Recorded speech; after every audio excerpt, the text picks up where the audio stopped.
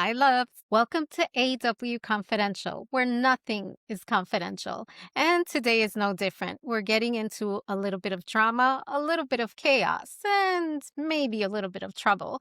We're diving into AFAM Wives Club, the bold new reality drama shaking up Filipino storytelling. Joining me today are four fabulous women: Natalie Hart, Keylyn Trajano, Julia Chu, and Marie Fowler. From modern Filipina identity to love across cultures to the raw truth of living life unapologetically. This conversation gets into the heartbeat of what the world is seeing on iWant's newest series. Good morning, fabulous ladies. How are you? Good. Good morning. How are Good, good you? Good morning. morning. Congratulations on the show. Thank you Thank so Thank much. you. you. So, reality drama is a whole different level of transparency. I love reality. It takes me out of my own reality. Uh, what surprised you the most about seeing your real lives, your love, your choices, your identity reflected back at you through the camera? Because I cannot imagine my life on camera. We, Mm.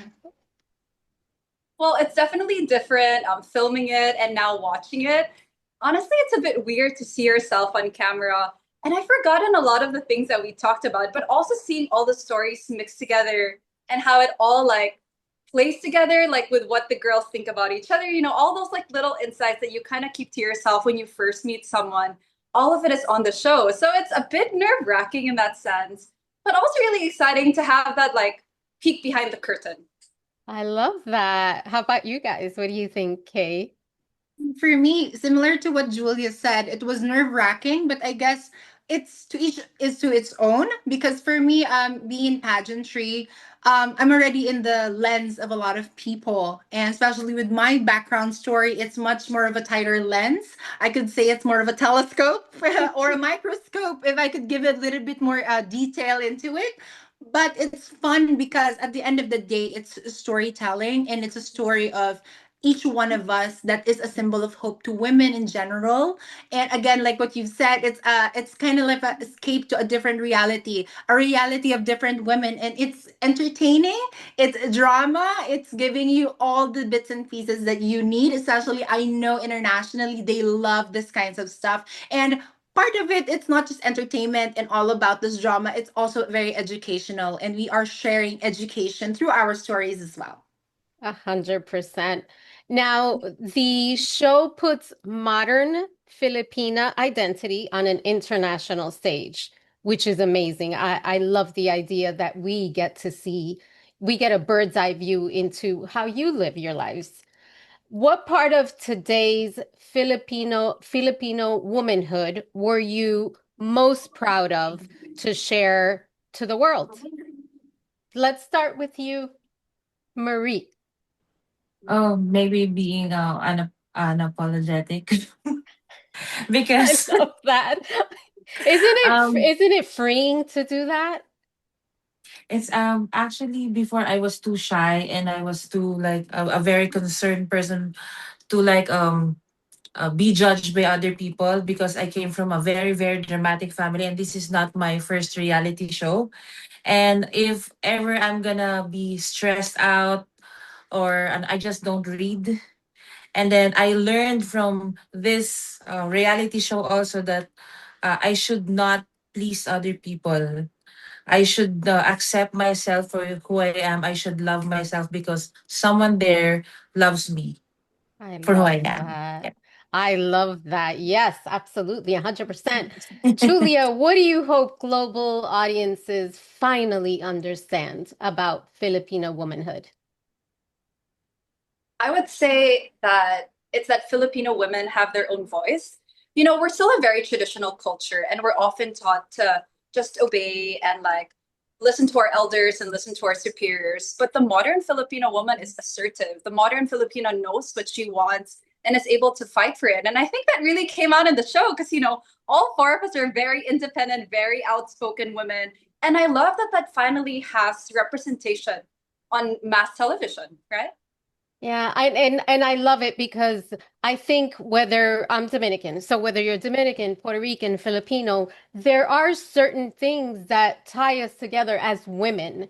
And Yes. it's the silence, it's the shame, the guilt, the fear. And I Mhm. love that you are fearless and you are unapologetically yourself. So thank Yes. you for just Mm. reinforcing that idea. Now, is it Kaylin? Yes, Kayleen. Lean, I'd love to ask you this because your presence on the show is historic. Congratulations. Thank We you. there is so much respect and love for what you're sharing. So thank you for that. As the first openly trans woman to compete in Miss Universe Philippines, you're gorgeous, by the way. You. What does fearless representation look like for you now that we're all speaking about living up unapologetically, especially when the world is watching your real life unfold? Um, Being fearless is simply being human. Ooh, Because despite all of the titles, despite the recognition, despite the work, it doesn't matter, because if I'm not relevant, if my story will not unfold and will not be, an inspiration to other women out there, especially for trans women in Latin American countries right now, it's a very, very top issue in this region. I One of my sisters won in my pageant internationally, which from Puerto Rico, which I love her, is my reina. Yeah, she's one of my sisters and my close friends. I used to work with a lot of Latin South American organizations, and I noticed that they really need representation. And me as a Filipina, I'm a biracial as well, from a Middle Eastern family and also Filipina. So you could see that a lot of a lot of things that happened to me is from a lot of restrictions.